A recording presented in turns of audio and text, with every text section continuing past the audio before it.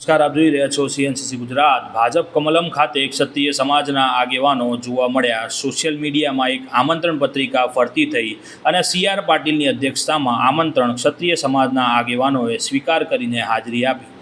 રક્ત શુદ્ધ હોય તે ક્ષત્રિયો નહીં જાય એવા વાયરલ મેસેજથી ક્ષત્રિય સમાજના આગેવાનો કમલમમાં ઉપસ્થિત રહ્યા।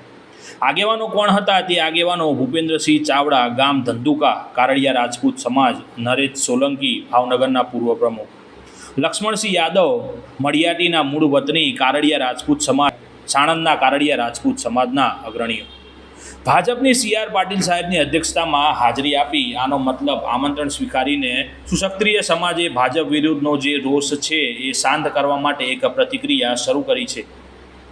સાણંદ મુકામેની સભામાં રાજપૂત સુપ્રીમ કાઉન્સિલની વાત, જેમાં વજુભાઈ વાળાનો વિરોધ થયો હતો। હરકત શુદ્ધ રાજપૂત, રક્ત શુદ્ધ રાજપૂત માટે આ જ રાજપૂતો કેટલાક સુપ્રીમ કાઉન્સિલમાં જોડાયેલા તેમના જ લોકો ભાજપના કાર્યાલય પર જોવા મળે છે। આ ઘટના તો બની ગઈ, પરંતુ સમાચાર એવા પણ મળી રહ્યા છે કે ભાવનગરમાં પણ કાર્યક્રમ નિર્ધારિત કરવામાં આવી દીધો છે। 2 દિવસ પહેલાં બેઠક બોલાવવામાં આવી ભાજપના કાર્યાલય ખાતે।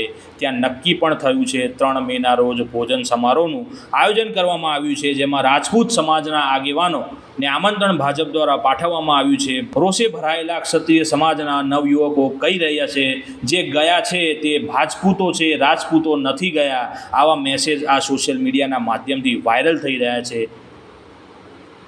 કંઈ કહી ન શકાય કે આ મેસેજ કોને કર્યા છે, પરંતુ આમંત્રણ પત્રિકામાં રાજપૂત સમાજનું સમર્થન આવી પત્રિકા ભાજપ દ્વારા છપાવવામાં આવી છે અને ક્ષત્રિય સમાજો આના સમર્થનમાં પણ જોવા મળી રહ્યા છે। Bureau chief CNCC Gujarat, Patan.